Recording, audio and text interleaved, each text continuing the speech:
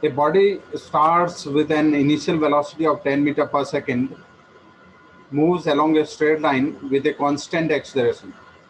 ठीक है, तो एक बॉडी है जो कि यहाँ से कितनी इनिशियल वेलोसिटी कितनी है उसकी 10 मीटर पर सेकंड से चलना स्टार्ट करती है। तो 10 मीटर पर सेकंड हमने क्या ले लिया, उसकी इनिशियल वेलोसिटी ले ली। Okay, then with a constant acceleration. अब ये नहीं पता कि एक्सेलरेशन कितनी है, तो हम लोग एक्सेलरेशन को कितनी मान लेते हैं, कुछ ए एक्सेलरेशन ले लेते हैं। ठीक है, तो ये बॉडी जो इस तरफ ऐसे मूव कर रही है।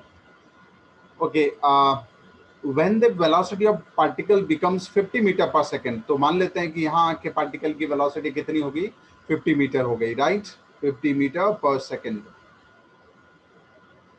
The acceleration is reversed without changing its magnitude. तो इसके बाद जैसे अपन यहाँ से यहाँ तक की बात कर लें तो ये हो गया ए और बी। इसके आगे जो है ये क्या कर देती है, वेलोसिटी एक्सेलरेशन की डायरेक्शन क्या हो जाती है, रिवर्स हो जाती है मैग्नीट्यूड के बिना चेंज हुए। ठीक है, तो पहले एक्सेलरेशन ए थी तो बाद में एक्सेलरेशन कितनी हो जाएगी, वो भी ए हो जाएगी, मैग्नीट्यूड सेम है और जस्ट डायरेक्शन रिवर्स हो गई। Find the speed of particle in metre per second when it reaches at the starting point. अब इसके बाद हम जानते हैं कि ये पार्टिकल जो है क्या करेगा, इसकी एक्सेलरेशन रिवर्स डायरेक्शन में होगी तो पार्टिकल की स्पीड कम होगी और एक पॉइंट पे जाके इसकी वेलोसिटी क्या हो जाएगी, जीरो हो जाएगी, सी पॉइंट बोल देते हैं। उसके बाद ये पार्टिकल क्या करेगा, रिवर्स चलेगा और इस तरह से चलते हुए ये स्टार्टिंग पॉइंट से वापस गुजरेगा। ठीक है, तो ये वापस स्टार्टिंग पॉइंट से ऐसे गुजरेगा। ठीक है, तो जब इस पॉइंट पे फिर से पहुंचेगा तब इसकी हमें क्या निकालनी है, स्पीड कितनी होगी। ठीक है, तो इसकी स्पीड हम कुछ v स्पीड मान लेते हैं। ओके, तो पहले काम ये करें कि ए से बी तक का जो डिस्टेंस डिस्प्लेसमेंट जो है मैं उसको x ले लूँ। तो यहाँ से मैं एक इक्वेशन लिख सकता हूँ, यहाँ से मैं एक इक्वेशन लिख सकता हूँ। क्या इक्वेशन लिख सकते हैं, कौन सी इक्वेशन, यहाँ पे कोई टाइम की बात नहीं हो रही है, राइट, टाइम की बात नहीं हो रही। तो कौन सी इक्वेशन है जिसमें टाइम की बात नहीं होती है, टाइम की बात कौन सी इक्वेशन बनी होती है, थर्ड इक्वेशन में। तो हम लोग जो है ए टू बी पार्ट में क्या लगाएंगे, थर्ड इक्वेशन लगाएंगे। तो 50 की square V square equal to U square plus 2ax। ठीक है, तो 50 स्क्वायर कितना हो जाएगा, 2500, ये हो जाएगा 100 प्लस 2ax। तो यहाँ से अपने पास जो है किसकी वैल्यू आ जाएगी, ax की वैल्यू आ जाएगी, राइट।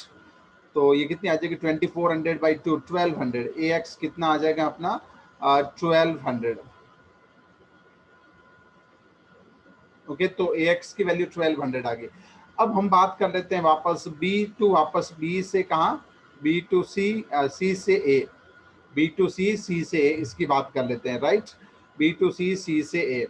तो इसके बात के दौरान जो है एक्सेलरेशन जो है वो कितनी लेंगे अपन, एक्सेलरेशन हम कितनी लेंगे, -a लेंगे। इनिशियल वेलोसिटी को कितना लेंगे, 50 लेंगे। फाइनल वेलोसिटी हमें फाइंड करनी है और इसमें डिस्प्लेसमेंट कितना होगा, डिस्प्लेसमेंट कितना होगा, -x होगा, ये वाला। ठीक है, तो इनिशियल पोजीशन ये है अपनी, इनिशियल पोजीशन ये है और फाइनल पोजीशन ये है। ठीक है, तो पार्टिकल इधर ऐसे घूम के आया।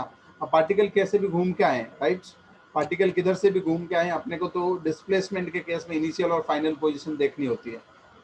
तो यहाँ से हम क्या कर सकते हैं, देखो कौन सा, अगेन वही फॉर्मूला लगा लेते हैं, V square equals to U square plus 2as। V square हमें फाइंड करना, V square equals to U square, तो यू स्क्वायर यहाँ से कितना हो जाएगा, 2500 you square plus 2a, a कितना है, -a है और डिस्प्लेसमेंट -x है। तो यहाँ से हम देखेंगे कि 2500 प्लस 2ax। अब ax की वैल्यू जो है हमने यहाँ निकाल रखी थी, इस वैल्यू को ले जाके इसमें यहाँ पुट कर देते हैं, राइट। तो यहाँ पुट करेंगे तो कितना हो जाएगा, 1200 यहाँ पुट कर दें तो 1200।